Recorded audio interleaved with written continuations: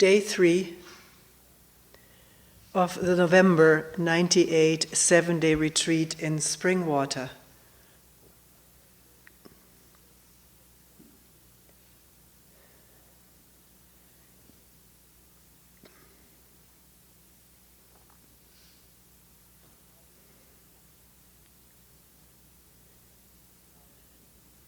Clouds and sun, sun and clouds,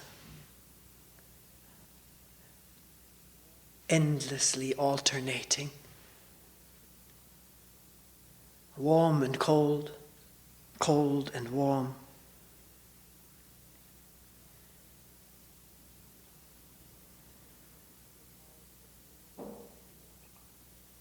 And in the midst of it all, the breathing.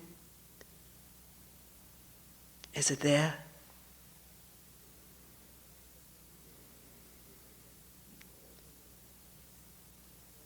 Not a breathing that is regulated, controlled.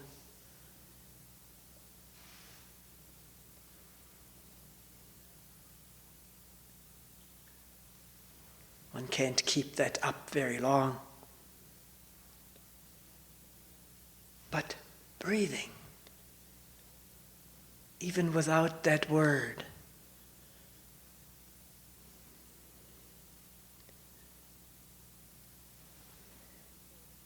It's happening,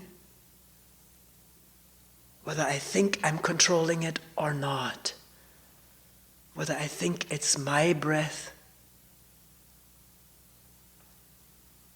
or not, there's breathing.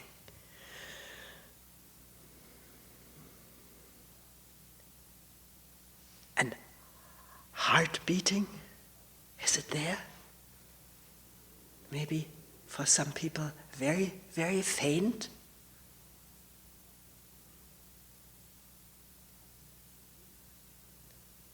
But not just in one spot.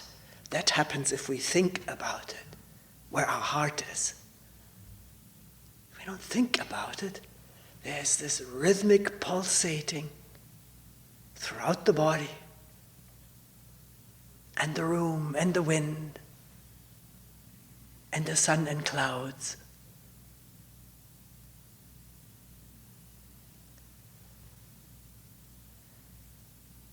Is it there? It's so amazing. Not just that there's breathing and heart beating, and all the different sensations, wind and body, but also the awareing it all, just right now, not tomorrow when I get home, but now. Not just thinking about it, but here it is. Is it?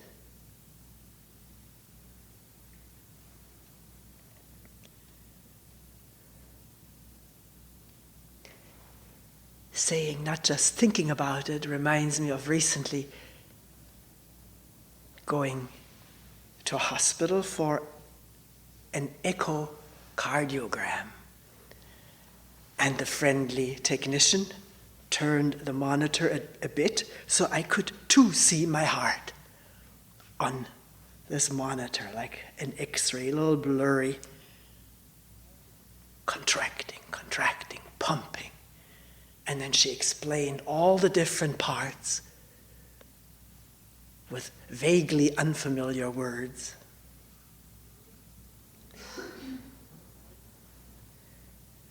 And such a difference from seeing your heart and being explained, this is this, and this is this, and this is what's happening. Every once in a while she would arrest a part of this heart and measure things on the screen, write things down, and then go on.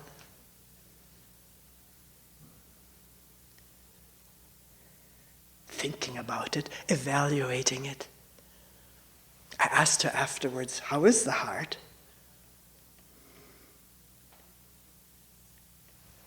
And being very kind and friendly, she said, "I trade mine for yours anytime."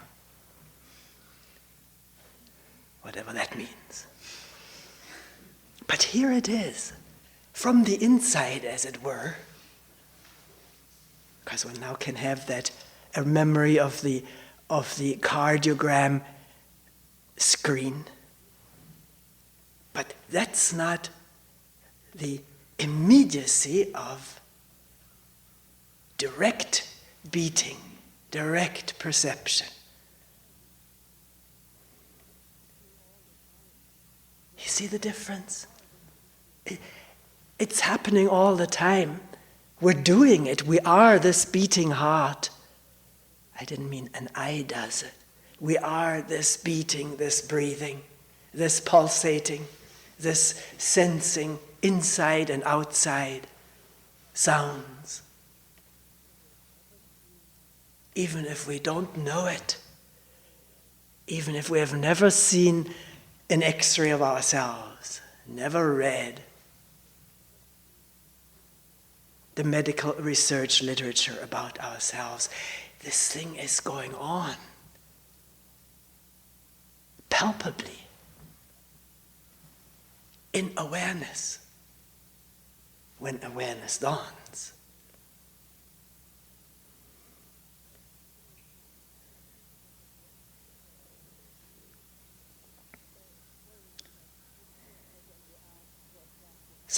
So we go to a retreat center and we ask for a practice. I need something to concentrate my mind.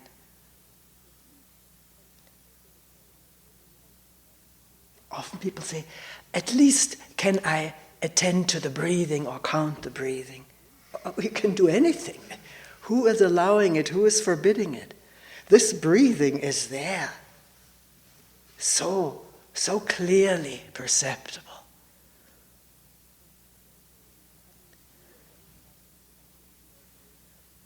Whenever there is a coming to, a waking up from fantasy or dream, wishing, fearing, emoting, a moment of coming to, and there's the breathing.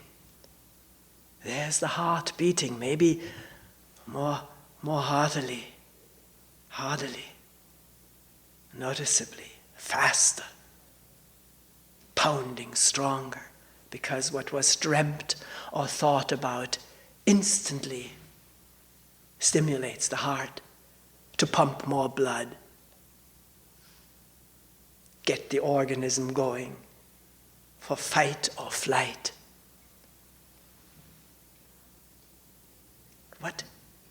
What practice do we need when everything is given to be felt, observed, listened to in open space with the sun flooding through the windows?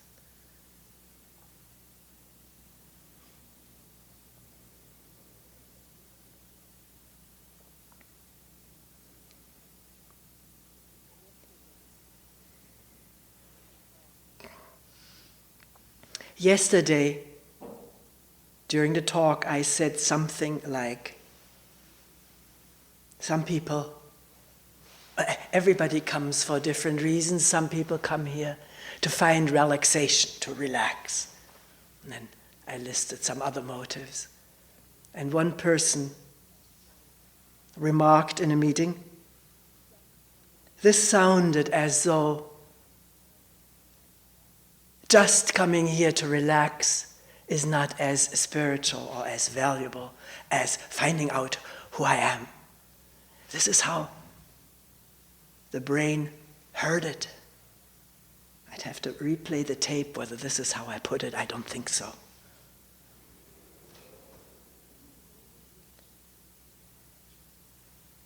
We're many, many different people coming here for many, many different reasons, with different expectations, different backgrounds, different trainings, from different traditions. Here, all in this beautiful open hall with many windows, many doors.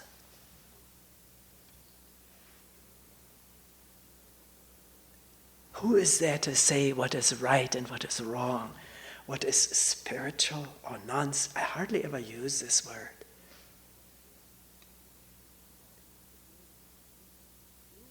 But to learn for oneself how the brain listens through its established categories. A grid of right and wrong.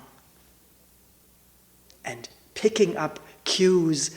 If the emphasis is intense, must be something good, or this must be something bad, or the opposite must be the right thing or the wrong thing.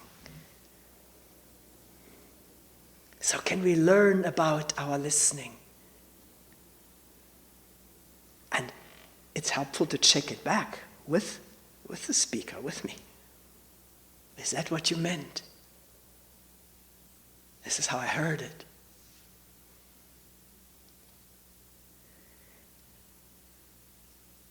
What does it mean to relax? Let's go into that a bit.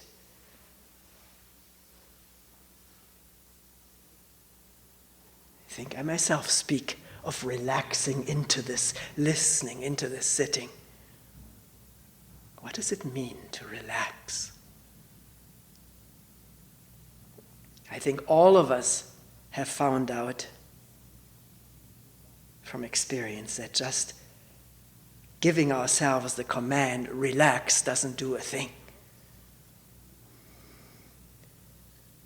It may make for more tension because the order, relax, can't be followed, and so there's conflict with not being able to do what we would like ourselves to do.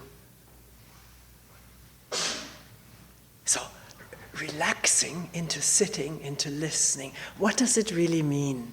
Relaxing into being here, which is something all of us would love to be able to do at the snap of a finger. What does it mean when we say, I feel relaxed?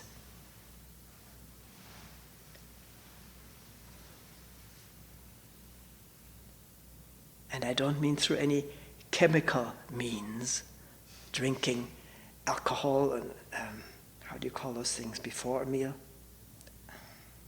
Cocktail. Relaxes some inhibitions, and one feels better, less self-conscious. But we said at the beginning, no alcoholic beverages. I don't know whether it's ever even happened. I don't know why we say that, but it must have happened, else we wouldn't say it. Isn't the first step in relaxing an ever-clearing awareness of the tensions throughout the body or at particular spots? Awareing it, letting awareness permeate the tension, the holding patterns that this body is engaged in. Not judgmentally, not condemningly, not pushing to get over it, to get rid of it. All of this produces tension.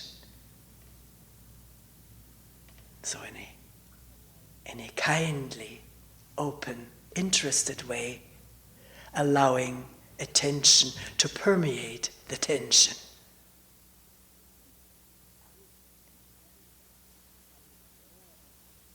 Sometimes it's amazing just becoming aware of a tense muscle in the face, in the hands, wherever.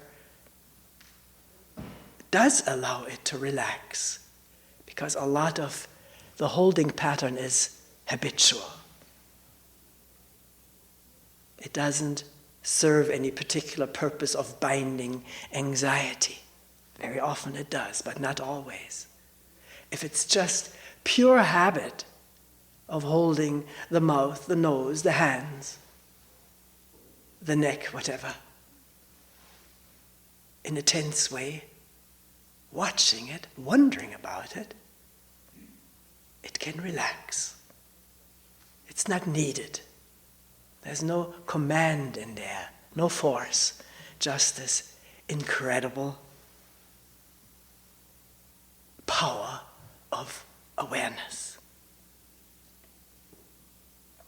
But there may be awareness of tension, and the tension does not relax. So to patiently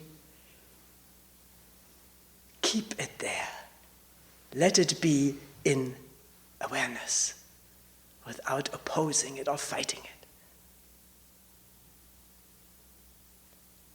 And maybe with time, something will change.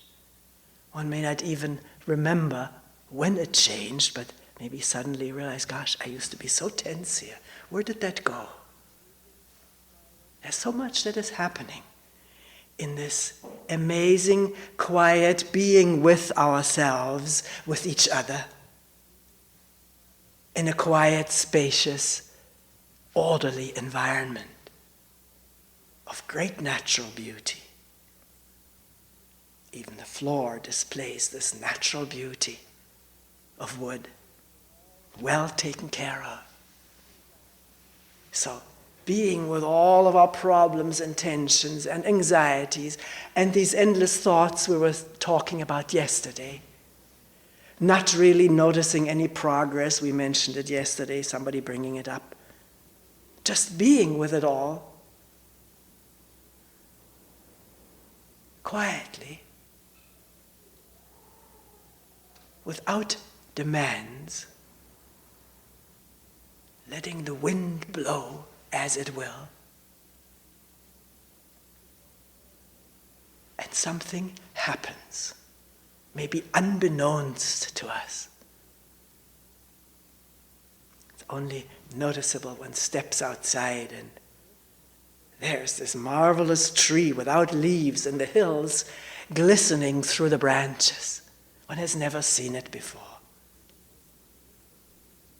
Because this body-mind is learning to be with things as they are. And in this state of being, things reveal themselves as they are, not as they should be.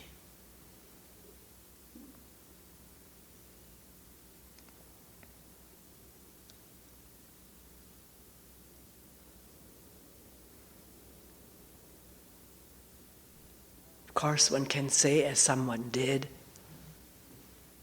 if there's all this thought activity and feeling, I am no good at this, I am not a good meditator, I should do this practice or that this is an indication of not sufficient seriousness. Not being desperate enough. Somebody else mentioned it to me. That he was told that if you were really desperately desperate, something would open up for you. I don't know, I'm not so sure. It may happen, but we immediately make a path out of it, a school, a method, a theory, and then try to herd everybody into that tunnel of practice, or of past experience for one person. We don't know how this amazing thing of opening up happens to human beings. What is revealed as having always been with us. Anyways, we don't attain to anything. It's at the ground on which we all unfold and defold back into the ground. So how this miracle of awakening happens, who knows? It doesn't need to be known. And once it's known, a lot of mischief happens with the known. We become somebody if we know how to do it and how to guide people to it.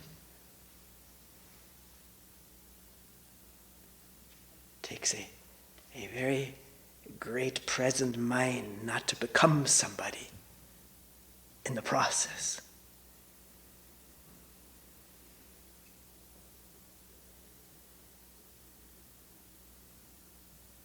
So, talking about knowing and not knowing, it came up yesterday in a group meeting. Someone saying,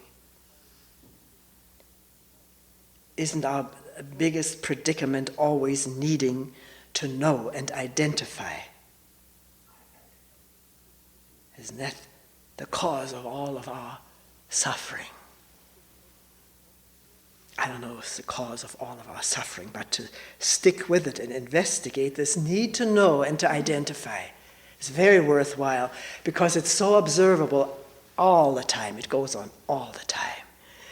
Whether we're at work, in conversation with each other, even walking by ourselves. Is there a need to know, what is this bird, what is this tree, what is the name of this valley? And feeling a certain relaxation of tension if we know for a moment, then another tension arises.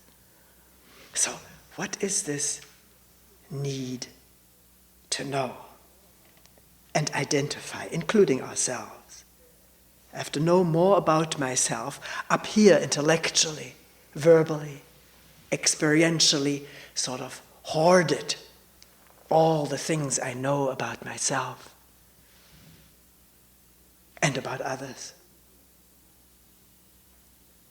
An amazing movement of the mind to be observed, and how it yields satisfaction, release, temporary release of tension, the tension of insecurity. If I think I don't know, and others maybe know.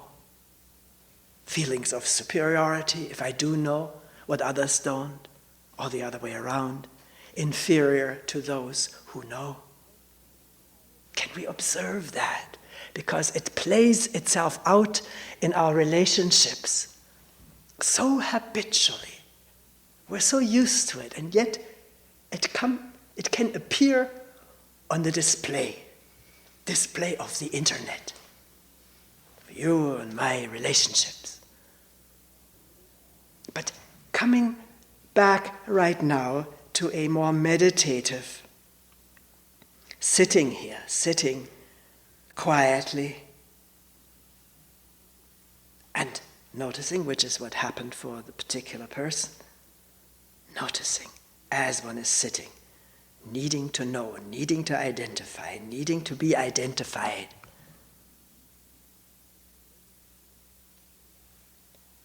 And wondering about it. This is part of this marvel, not just observing something as it is happening, but wondering about it. Not analytically, not intellectually, but why is this so? What is going on here?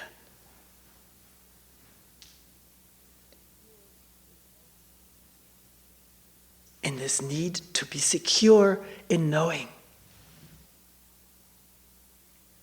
about myself, how I'm doing. Am I making progress? How do I look to the others? Or to myself? Or to an imagined audience? This constant checking in on oneself. How am I? Am I all right? Good? Bad? I think I've mentioned it before, how this came into awareness for me one night at the Zen Center, sitting very quietly. It seemed to be dark. Darkness of not knowing. And then periodically, almost rhythmically, this checking in by the brain, how am I doing? How's it going for me?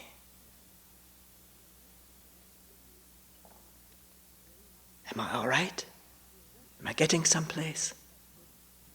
And with that direct observation of this brain check-in, with a direct observation,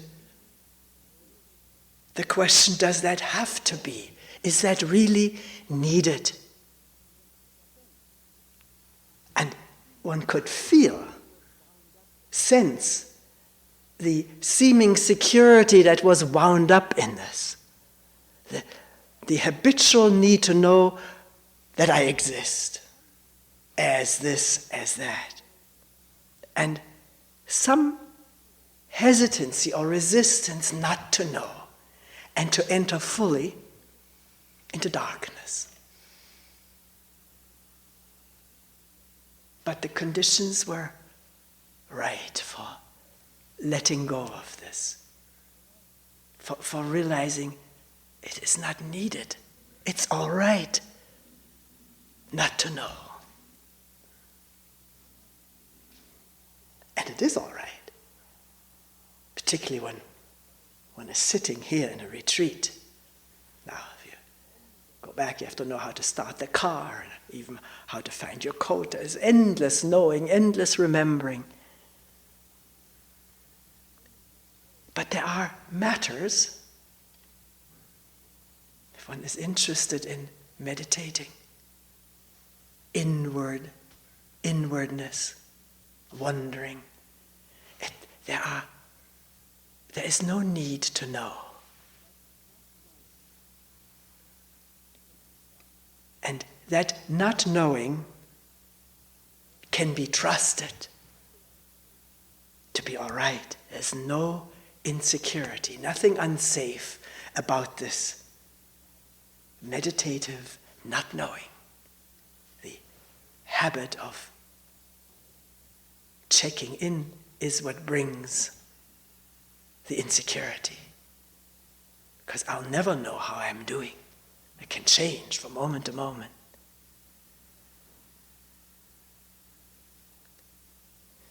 Are we together on this? The trusting and not to know. And this not knowing is open. It is receptive to a new looking and listening, not out of the known, but out of not knowing. That's why maybe after some, maybe ever so brief presence in not knowing, stepping out of the building, here is this marvelous valley, the meadow, the stripes of dark green on the light green, the distant garden and hills and clouds. If I don't know what they look like, here they appear freshly to a mind that is open and receptive, like newly born.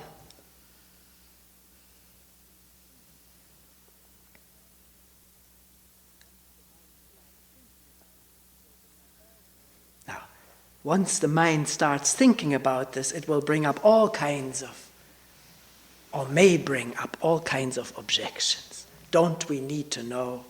Of course we need to know. And when the knowing is needed, it comes that much more freshly and flexibly to know what to do, where to go, who to talk to, or how to talk with each other. It's sort of like freshly bathed when it comes out of this not knowing.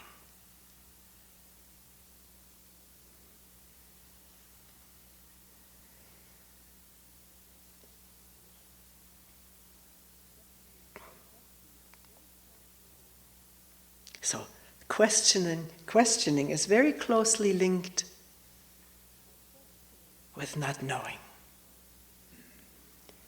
By questioning, we call it, I think on our stationary meditative inquiry, we had to have a certain name.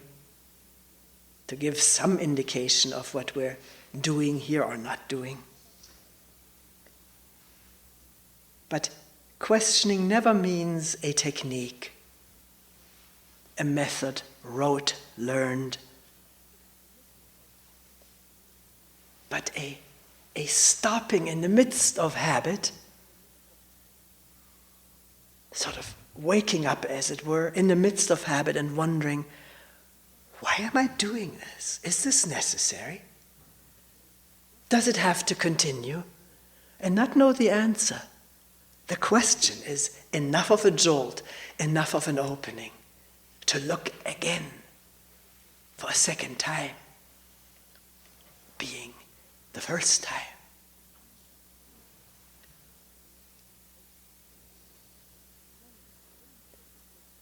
People have told me this, that a tremendous help if in the midst of a real painful habit of reacting to another person, or getting angry, getting upset, getting anxious, and carrying on with one's habitual defenses. A stopping and wondering about this whole thing. Not having a cure, not condemning it, but stopping and switching, as it were, from knowing or habituating, continuing with habitual response, to wondering about it. This is like an opening in the cloudy sky and some sunlight pours in, which it does immediately. The moment there is an opening, there is light. The moment there is stopping and wondering, there is some awareness of what is going on. The sunlight that comes through the crack in the clouds does not illuminate something new. Something new, it illuminates everything that's there and has been there under the clouds.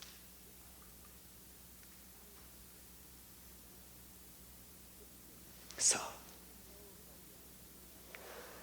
persisting in knowing something. I know how you are. One may not say this to the person, but one is so convinced one knows this other person, and the reactions happen to what is projected onto the other person. What one knows from experience has been recorded in a memory. I know her, I know him. And on goes the thought and the reactiveness. And stopping for a moment and asking, how do I know that? Where do I know that from? Sometimes it's not even one's own experience, it's what somebody else has told us about this person. But even what is projected by memory is not the truth. It's just memory. So, at the moment of wondering, how do I know this? There's an interruption in the process. From going along a track to stopping. Letting some light come in. Looking and listening light. In a fresh way.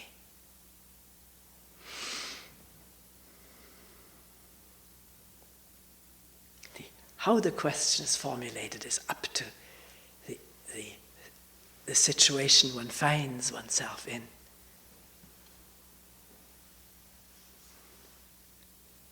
It is a given when there is some waking up. Why am I doing this? Do I have to continue, carry on? And maybe if there's sufficient light coming through this hole,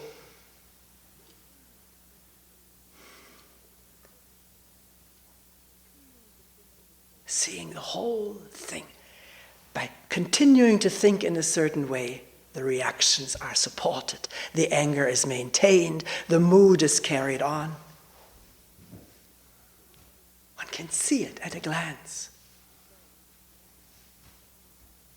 doesn't have to continue. The story doesn't have to go on about me and him and her.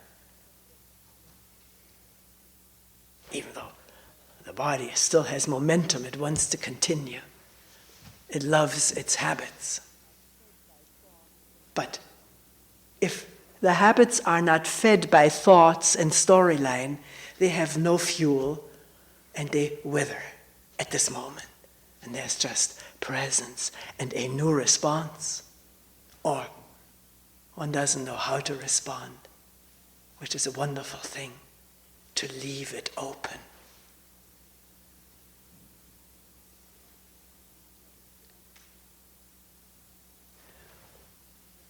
Is this too abstract? See, each one of us has to fill in the stuff. What is talked about is what is looked at in our lives, what is happening. But maybe if one is listening, it sounds abstract. So do bring it to a meeting. If you want to fill it in, we'll start all over again.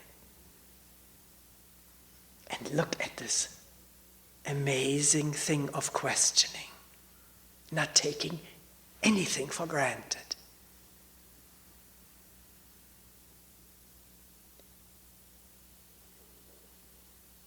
That it has to be this way, just because it has been this way in the past.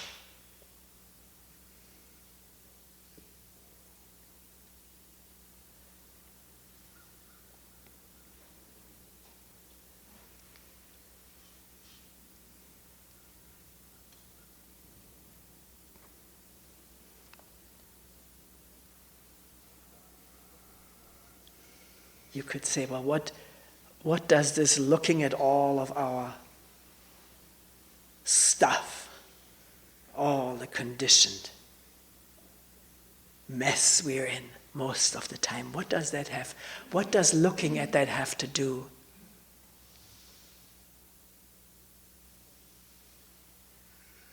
With emptiness, wholeness, in touchness with the ground, our common ground. That's what I want to find out. That's what I want to get to. Not, I want to get beyond all this conditioning. It's enough that one has to deal with it in one's daily life. Here in this retreat, I'd like to put it aside and savor the silence, wholeness, emptiness.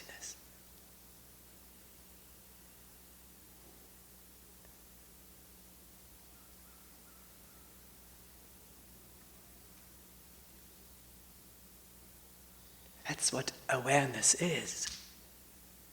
Wholeness, emptiness. Light. Shining on the stuff if it's there.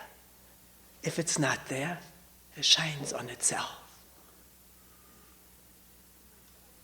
But the stuff which hinders and impedes our daily working relationships and loving relationships needs to be understood, illuminated, questioned intelligently, not just pushed out of the way.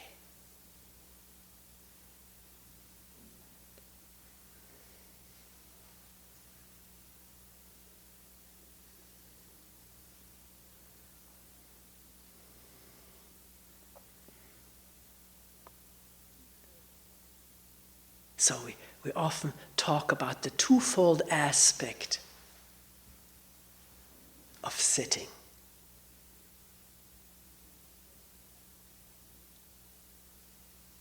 One being that in touchness with what cannot be explained or described in words, which is our true being, undivided.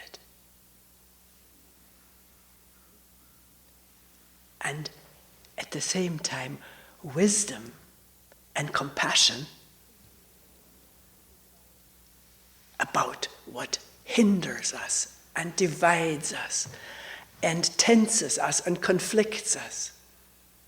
in our relationship with each other.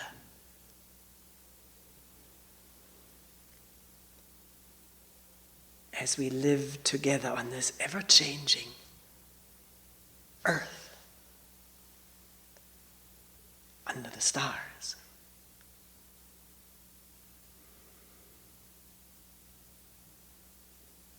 One of the stars ourselves.